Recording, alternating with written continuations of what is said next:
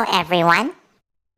We got another review video for today, and this time we're gonna be reacting back to 2018, back on February, where there is a one movie became another favorite, and it is a superhero movie called Black Panther. Black Panther, man.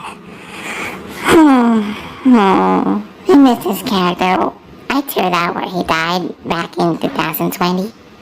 Because I do remember when Black Panther and Spider-Man coming into the MCU with the release of Captain America Civil War are one of the best marketing that Marvel has ever done. Like, seriously, both of these two beloved heroes appeared in the MCU for the first time were both unexpected, and it built so much hype that it perfectly delivered the essence of what these heroes truly are. Chadwick Boseman as T'Challa is one of the best and perfect castings that Marvel has ever done. And then this movie came out. It became so much better because of the quality they gave was really solid. The story is amazing and you can feel these characters that became so likable.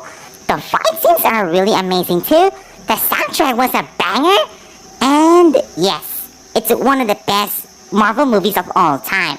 And plus, this movie is 5 years old, so without further ado, let's rate this movie and see if it's so good in honor of Chadwick Boseman, aka T'Challa. Long live the king! Okay, so for the first Black Panther movie, I'm giving the action 4 stars. The action scenes are really exciting to watch, with a good mix of weapons-based fighting and hand-to-hand combat. The special effects and the CGI are also top-notch and visually stunning, even though the CGI is a bit cartoony. Here are the things that I liked about the action, which is the opening scene where T'Challa is about to take a challenge for the throne of Wakanda, the car chase in Busan, Korea that is super iconic, the Battle of Wakanda before Avengers Infinity War, which is so good, and the emotional final battle between Black Panther and Killmonger that I can't take my eyes off of it. My god, the action is so good! Comedy of the movie, I'm giving it 3 stars. While it's not the main focus, there are some amazing humor that it's effective in providing some light relief and making the film more enjoyable. It is mostly situational, with some witty dialogue and physical comedy thrown in for good measure. I love that all the characters are likable and relatable, like Shuri putting a middle finger to T'Challa. Man, that makes it easy to laugh at their misfortunes. Also understated and subtle, which is helped to keep it from being too cheesy. For story of the movie, I'm giving it 4.5 stars. It's one of the strongest aspects of the film that did not deserve to be overrated. It is a well-crafted and engaging story that explores themes of tradition, also identity and responsibility. Also, the story is well-structured and paced. It does a good job of introducing new characters, setting up a conflict, and then resolving it in a satisfying way. It is also full of interesting twists and turns. It also explores complex ones in a thoughtful and nuanced way. And it also does not shy away from difficult topics such as black identity, colonialism, and racism. That's what makes the story of this movie so good, thanks to Ryan Coogler and the writing team. For suspense, I'm giving it 4 stars. The suspense is insane, creating a sense of tension and excitement. It does a good job of building a suspense throughout the story, and there are amazing moments where I was genuinely on the edge. The film's setting in Wakanda provides a sense of isolation and danger. The villain, Killmonger, is a credible and threatening adversary in Wakanda, and the action sequences are very exciting and intense at the same time.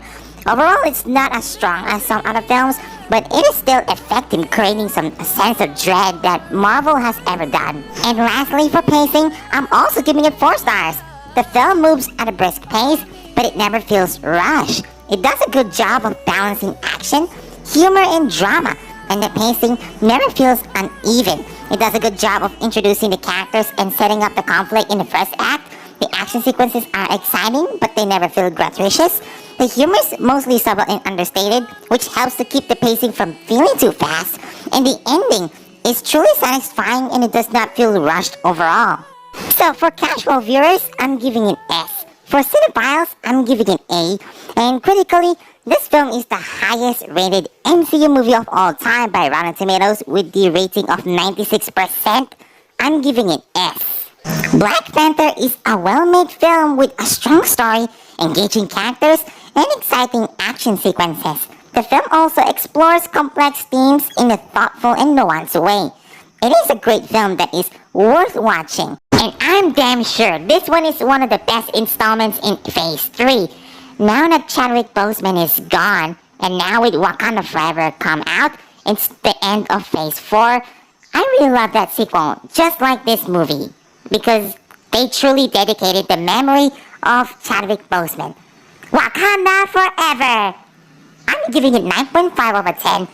This film is not overrated. I say again, this film is not overrated. Try watch this movie, and I'm giving it Black Panther 1, a Sonic Frozen fan, guaranteed.